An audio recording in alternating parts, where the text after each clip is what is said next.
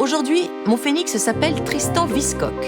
Solide chef d'entreprise dans le monde de la finance pendant plus de 20 ans, son monde bascule en 2011 lorsqu'un acouphène constant et insupportable bouleverse son existence. Plus possible de travailler, de continuer à vivre normalement. Il tente tout, sombre, court à en perdre la vie, puis transpose sur des toiles son abîme et ses souffrances. Son phénix est en marche.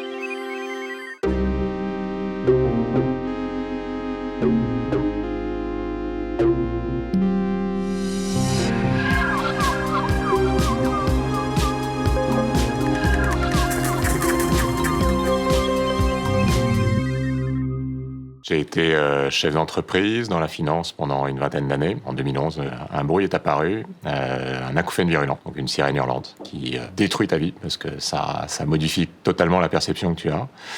Donc obligé d'arrêter de travailler parce qu'on ne peut plus se concentrer. T'as essayé au début ? Oui. En 2011, je continue à travailler pendant 2 ans, jusqu'en 2013. Et je prends la décision de vendre ma boîte parce qu'en termes de concentration, c'est très, très, très compliqué. Il faut imaginer une sirène de pompiers 24 heures sur 24, 7 jours sur 7. À partir de là, je m'aperçois que la course, en faisant mon jogging le week-end, me permet d'arrêter le bruit. Après avoir terminé une course, le bruit revient. Donc là, je me dis, je vais courir beaucoup. Et en 2015, après avoir fait l'UTMB, l'Ultra Trail du Mont Blanc, je me retrouve en urgence vitale à Pitié-Salpêtrière. Et après une semaine, je fais une expérience de mort imminente. Alors que j'avais un pronostic vital engagé, risque de dialyse à vie et compagnie.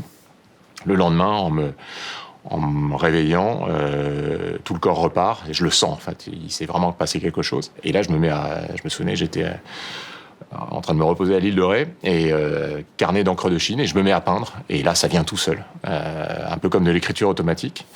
Et alors que moi, j'ai jamais pris un cours de dessin, et j'en parraine 70 dessins comme ça.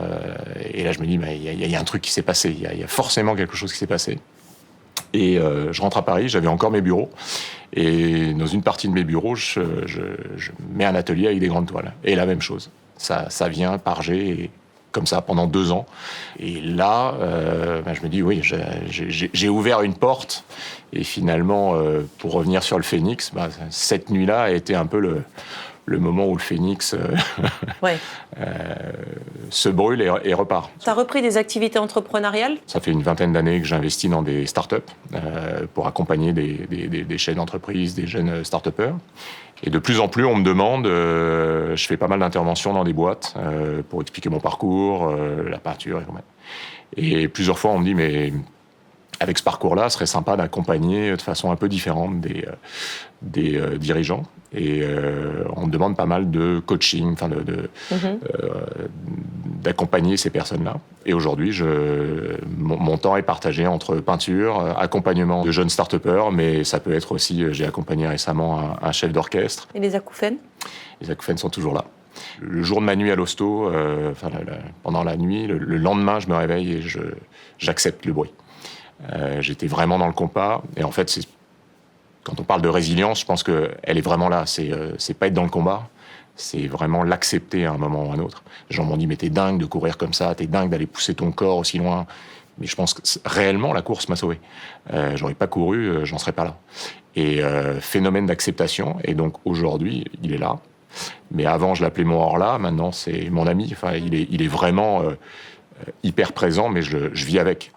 Aujourd'hui, tu te présentes comme un artiste entrepreneur. C'est quoi, plus artiste ou plus entrepreneur ? Les deux. Ça, c'est... Dans un monde très normé, il faut sortir des cadres, en fait. Et comme j'ai un côté un peu slasher, j'avoue que j'aime bien passer du côté artiste. Je me change. Je peux faire 2 coachings le matin, me changer, je me rentre dans mon atelier, je vais peindre. Et ça, c'est vraiment des moments hyper importants. Je pense qu'un artiste doit être entrepreneur. C'est-à-dire monter un projet, ça veut dire aller trouver des mécènes. Il faut être leader, il faut faire adhérer les gens au projet, faire adhérer des entreprises, des associations.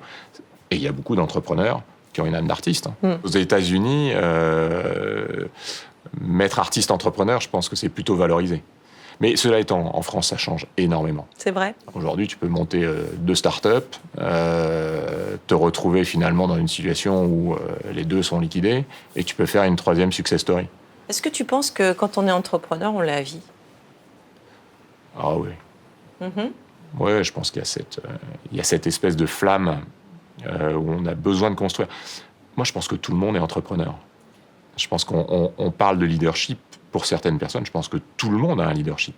Mener sa vie, c'est déjà un leadership. On remarque souvent dans nos interviews que les gens qui ont connu une grande cassure comme ça dans leur vie se tournent beaucoup vers les autres et ont ce besoin de transmission. Quand on passe, je pense, près de la ligne rouge et quand on passe très près de la mort, après cette nuit à l'hôpital, toute mon échelle de valeur et de sens a été inversée. Aujourd'hui, j'ai vraiment appris à être... Dans le présent? Dans le présent total. Parce qu'en fait, on sait que ça peut s'arrêter vite. La bascule peut être très rapide. Donc voilà, là, tout de suite, maintenant.